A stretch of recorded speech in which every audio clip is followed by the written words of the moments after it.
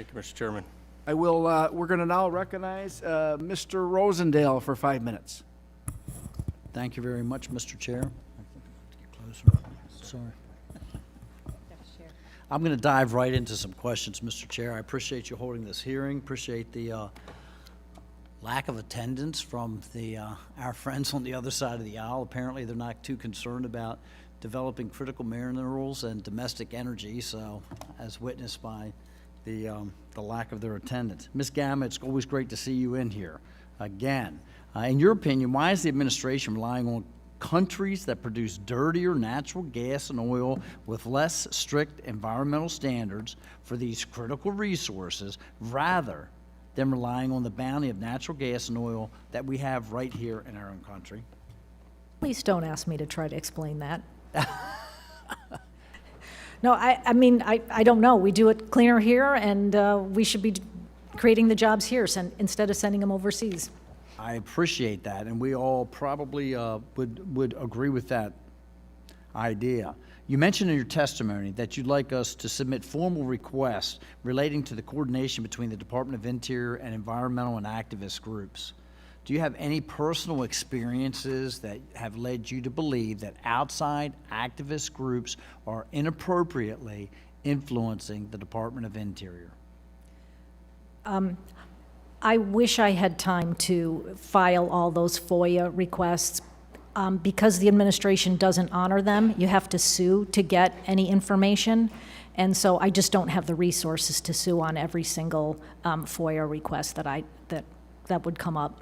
So you have been forced to, you've made FOIA requests, you're trying to get the information so that you can see this communication is taking place, and when they have been unanswered, you're saying that you actually have filed lawsuits so that, or the organization has filed lawsuits so that you can get that information?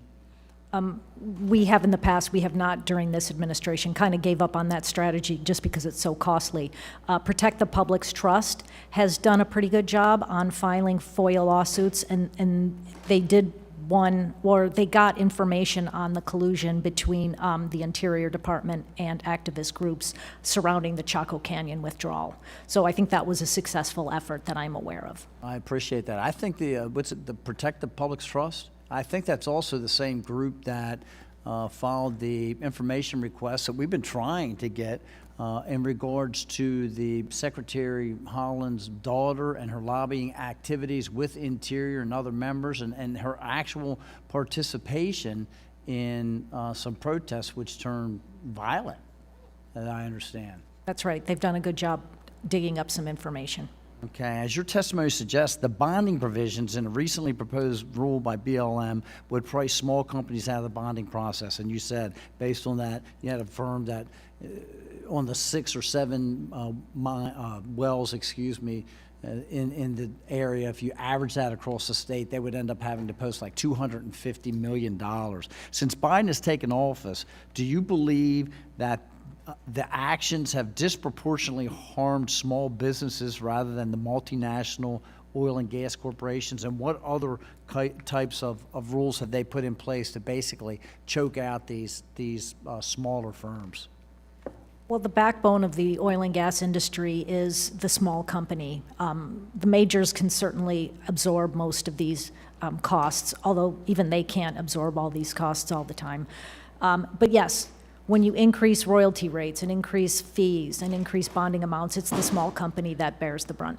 So not only the increase of fees and imposing these regulations, but what we're also hearing about, and I've heard from some of my independent drillers in Yellowstone County, there in Montana, is the inability for them to access capital.